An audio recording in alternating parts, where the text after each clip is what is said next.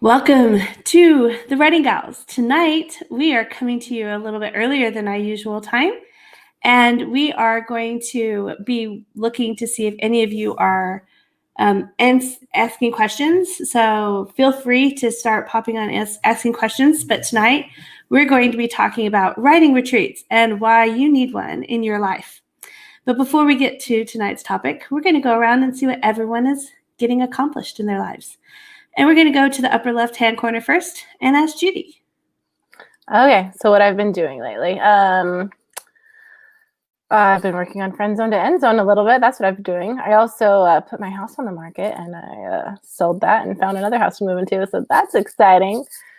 And so I have to finish this book by the end of the month and move that next week. So life is great. I think you're up for the challenge. Yeah, I hope so.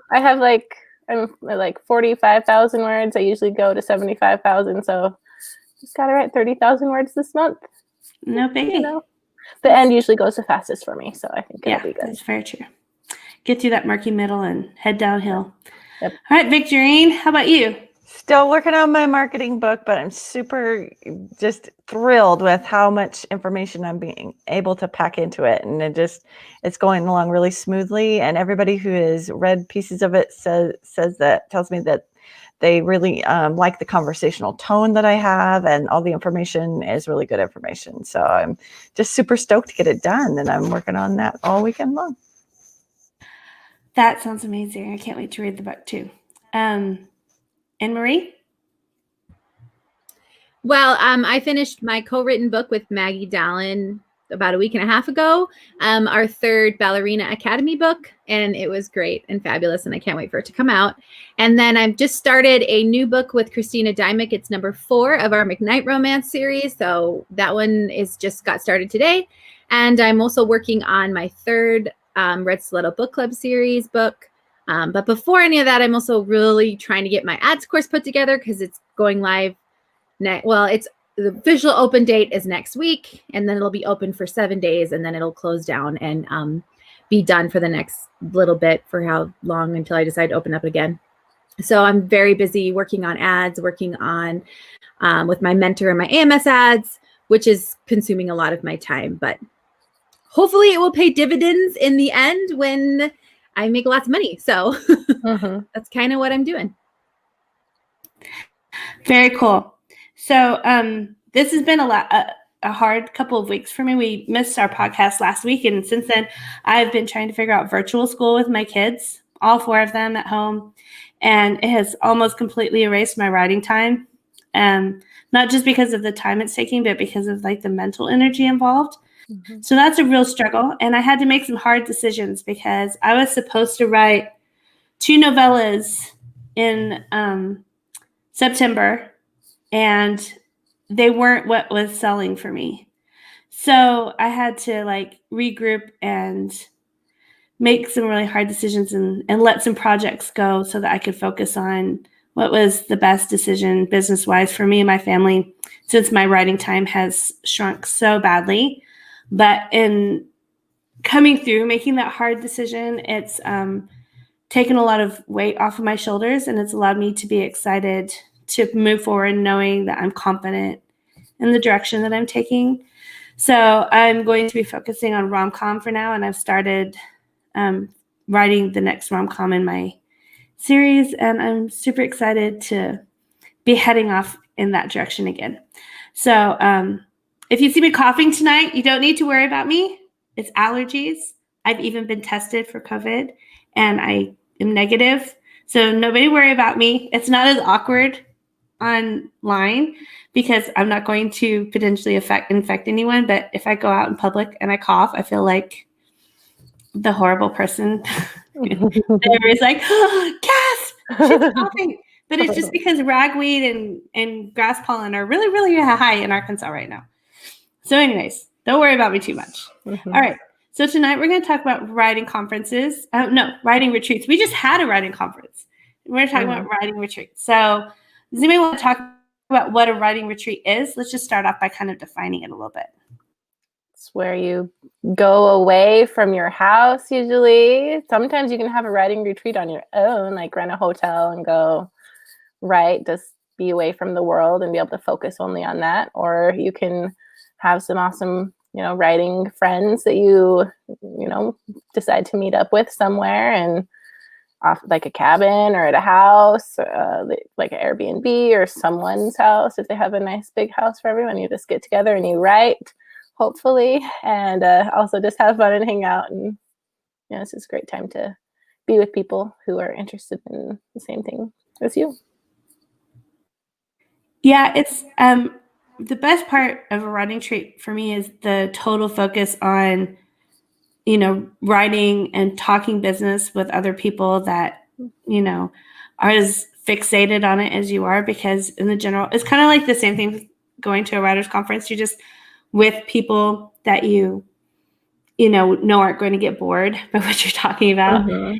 And, but also you have that dedicated time to work on something and make a big push in a project. And you don't have to worry so much about, all the daily things that you have in your regular household. Because sometimes even just knowing that there are dishes in the sink or, homework for kids. Yeah. Just knowing that it needs to be done kind of weighs on you. And if you can step back from it, and that's why it's called a retreat, you're almost literally running away just for a little while. Like, I need some time where I can just focus on this thing. And so anybody want to talk about, by the way, I see some of you are watching with us. If you have questions or comments about a writing retreat, please share them with us. But do any of you want to talk about possibly feeling guilty for taking the time to do something like this? So I do. I've not only been on several writing retreats, but I went on a writing cruise. And I dedicated that entire cruise to finishing another nonfiction book that I was working on. And I wrote pretty much the entire thing during those 5 or 6 days, however long it was, on that cruise. But you can feel super guilty leaving your family, going away, and dedicating that time to something like that, especially if it's something awesome like a cruise. But it was so needed. I needed that time away. I needed that focus, and I needed to get some productivity done. And it was awesome. And not only was it a writing productive time for me, but there were some classes along with that as well. And I know we've talked about a writing gals cruise, and I would love to do that in the future. Right now it kind of won't happen because of COVID, but it was super awesome. And it's definitely something you have to say, this is my business and this is something I'm going to focus on and do for myself. Yeah, one of the things I always like to remember is that even though I may have to make a small sacrifice, and my husband and my kids also have to make sacrifices for me to go away, it actually benefits everybody. If I can, finish a project and get a book up for sale, my family will benefit from that. And also I'll come back refreshed, and I'll come back with more time for them, because what ends up happening so much is that I'm just kind of scattered and bouncing back and forth between so many things. I can't devote enough focus to anything at a given time. And so going on a writer's retreat will get me kind of ahead of the game, or get me caught up, so that when I go back home, I've freed up some of my energy and attention for the family too. And I definitely feel like I get the investment back. Well, I think it's so funny because as writers, because it's something that you can do at night, you can do at the library, you can do at the gym, it's harder for people to take it more seriously than, where it's like if you think about it, we would never, if your husband or a spouse or significant other came to you and said, I have to go out of town for work, you wouldn't even blink an eye. You would just say, oh, okay, that's what you have to do. But so for us to be like, I need to go out of town for work, it makes you feel guilty too, because you're also like, but I could do some of this work at my house. But I think that's how you have to look at writing retreats, as this is time where I go, like people who go to conferences or people who go to like weekends as a team, you know, if you're with your job, you know, that's what this is. You're going around like-minded people. You're getting the energy from other people. You're revitalizing yourself. You're focusing 100% on you and your career and who you are as an author and who you are as a business person who runs this business. Because when it comes down to it, when you're an author is publishing books and making money, it is a job. And so I think reminding yourself that it's okay to go on a retreat because this is my job, and going on a retreat helps me be better at my job, I think is a big thing. But it can be really hard. Sometimes some spouses are not supportive of people going on writing retreats, especially since the great thing about writing is it's so flexible in where you do it, you know, where you're like, I'm going to dedicate a whole amount of time to leave and go somewhere else, you know, and it's hard too. How do you approach your spouse and ask them? So my husband, I'm grateful, has always been really supportive of it. But I mean, like, I don't know where Michelle went, but what do you guys? We lost her. I'm still here, but my camera's gone. Oh, and now Oh, you're Victorine. no. I wonder if we can. Oh, I don't think we can change her. Why did your camera die? Oh, I don't know. I was doing this during the stinking conference too. This is clearly an issue. All right, you guys just keep talking amongst yourselves, and I'll be back. Okay. So what do you guys have like advice for people? Because that's a huge, especially for the moms out there who are writers, or, you know, or just old, you know, people whose spouses aren't as supportive. What would you suggest? I sometimes like have bartered with my husband for things. Like I get something and then I make sure he gets something too. So like if you plan to go on, you know, a retreat for a few days, maybe let him go on some guys manly time or whatever for a few days. That's, you know, something. Yeah, I think that's a really good idea. And I think just trying to make sure that, yay, Michelle's back. Trying to make sure that we treat our own business as a business rather than treat it like a hobby. Because sometimes if my mindset is, well, this isn't as important as some of the other things that I have to do in the day, then my spouse and my family can feel like, oh, well, it's just writing. It's not as important.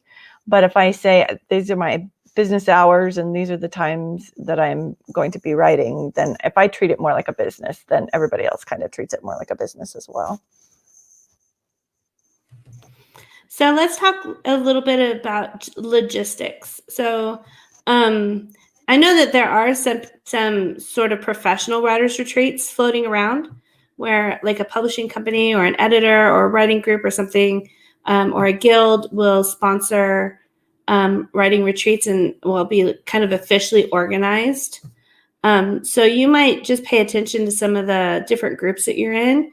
And sometimes I see things coming through my feed a lot where, you know, there's this writing retreat happening or this one. And they just have a certain number of spots open and you can sign up for one of them and pay.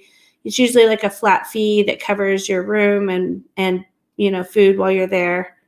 Sometimes not your food, you know, it's going to be all different kinds of things, but you can just pay attention. They pop up in writers groups every now and then. And I think that is kind of really intimidating for a lot of introverts, which a lot of writers are, to say, oh, I'm going to go and join this group of strangers and put myself out there.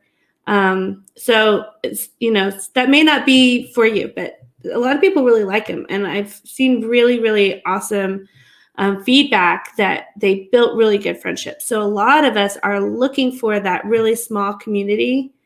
And sometimes going to like a conference to meet other writers is just kind of overwhelming and there's too many people.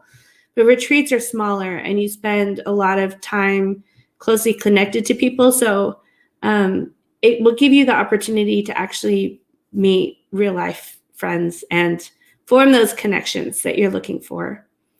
So step out and be a little bit brave and, you know, keep your eyes open for that. But what about if you want to set your own retreat up? Anybody have any ideas? I was just going to say, if you don't find one that is specific to your genre, or if you don't find the group that meshes with you, start your own. Yeah, I would definitely start out in maybe a genre specific group, like the group that I have for authors to promote sweet romance, and say, I really want to get together with a few other sweet romance writers. We'd like to, rent a house or whatever, an Airbnb, and we want to have this many people. Is anybody interested?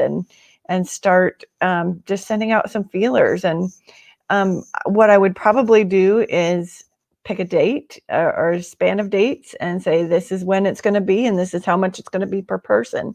Because if you start asking everybody, well, what dates work for you, you're going to get so many answers that you're never going to pin down dates that work. So pick some dates and then see who can come. Yeah, I definitely think there needs to be an organizer in charge, and somebody's going to have to pay. Like if you go to Airbnb that you're going to split, somebody's going to have to be the one to initially pay the full balance and trust that everybody's going to pay them back. So you may like ask in advance, like, pay this so I can get the place. I mean, there is a little bit of trickiness there. Sometimes the location is something to keep in mind, like what has a good airport close to it, or someplace that's going to be close to places to eat or good transportation available. Just there are some kind of logistic things like that to keep in mind. But if you want to get this going, then kind of step up and get that started, or grab your friend that is that planner type person and say, hey, I will help you to to organize this, but really I need help doing this because I'm not a super great planner person. But we've had some writing retreats before that were really successful. And so I hope that all of you that want to go on will be able to figure out how to make this happen. But once you're on the retreat, once you've found the time, set the date, everybody's arrived, what happens at a writer's retreat, or what should happen at a writer's retreat? Well, hopefully you're all writing. Yeah. But I also think the social aspect is important too. Talking about books and talking about ads and talking about what you're doing to be successful is part of that writer's retreat and part of the camaraderie of writers and sharing information. But yeah, definitely setting aside time to write. Yeah. And sometimes, there might be people who are really chatty and you might be on a deadline. So bringing those headphones can be a great thing to do if you really need to get the words down. But also don't be on a deadline when you're going to go to a retreat, because you will want to spend time with people and hang out and have fun. So. Judy is usually our person that is like our stick in the mud at our writer's retreats, because she does like to actually write.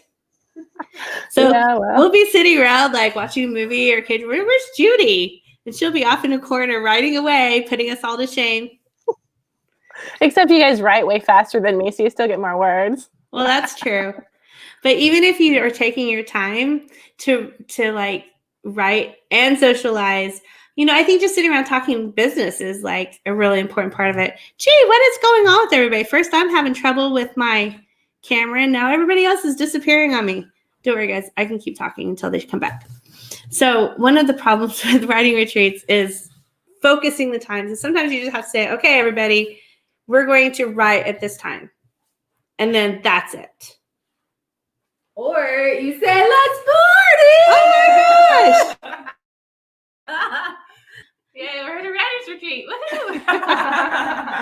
Woohoo! So we thought it would be kind of fun while we were all together to kind of talk about it and encourage you guys that it's especially important, especially right now during, times when we've had a lot of isolation, even more than usual. And we've had an abundance of our kids to take the time to focus on yourself and your careers and develop these close bonds, because I'm telling you that friendships and community in writing is like the most supportive, bracing, enthusiastic, motivating thing. So What do you guys want to talk about before we get off of here for the night? Writers' retreats are awesome. Yes. No. Organize one. Yes. Make it happen. You deserve it. Mhm. It will be, beneficial for your whole attitude, your confidence, and you'll come away feeling so much more positive and refreshed about your regular life and your writing life. And don't try to write a group book when you're away at a writing retreat. We did, and that's did probably it. the only way we got our writing to market book finished, because we had Victory cracking the whip on us while we were in the same room. She's like, "You are not working on fiction right now. You are writing this book." Yeah, we did. Yeah, we did. So sometimes it has to happen. And for me, it's like I work so hard that when I go to a writing retreat that I want to Socialize. socialize and hang out because I work. dramas. Yeah, I work like a pain. Okay. Someone figured it out. Yeah, so here, I can't see your name. Who reads my newsletters and knew I was going on a writer's retreat? Oh, Michelle, you gave it away. I didn't know someone watching our podcast is going to read my newsletter. That was so popular. So, yeah, so we just wanted to pop in. This is Judy's idea. She's like, let's surprise everybody. We're like, yeah, that'd be fun. So It's cheesy. Sorry. Just No, blame your kids. it was like the best thing ever.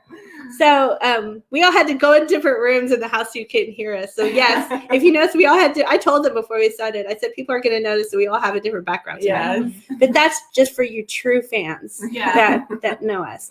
So we are going to be here for 3 more days.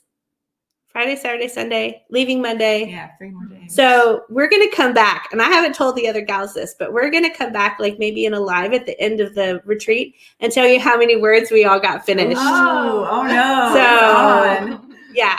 Oh, hey, Jess. It was her watching. Okay. You're awesome. Okay. So we're going to tell you how many words we've accomplished. I've already written 4,500 words since I've been here. Judy, you've been writing. How many have you gotten done? Do you know? I think I only got like 1,500 maybe so far. But I got my ad. I I was worked also on reading. ads, It and was I working watched on an ads. episode of Flower of Evil. I wrote like 1,800 words today. So, excuse me. We also just got back from eating Korean. So anyway, so we're having fun. We're going to report back so you can see how much we've gotten done. And that's also going to kind of like make us get something done while we're here. Because we have put aside this time and sacrificed to be here. It's such a sacrifice, guys. So we need to make it work for us. So we're going to. Anyways, you guys have a great night. And if you ever have a chance to go on a writer's retreat or think that maybe now's the time to set it up, just take our advice and do it. Make it happen, because it will just be amazing for you, I promise. So Awesome. good night. See ya. We'll talk to you later.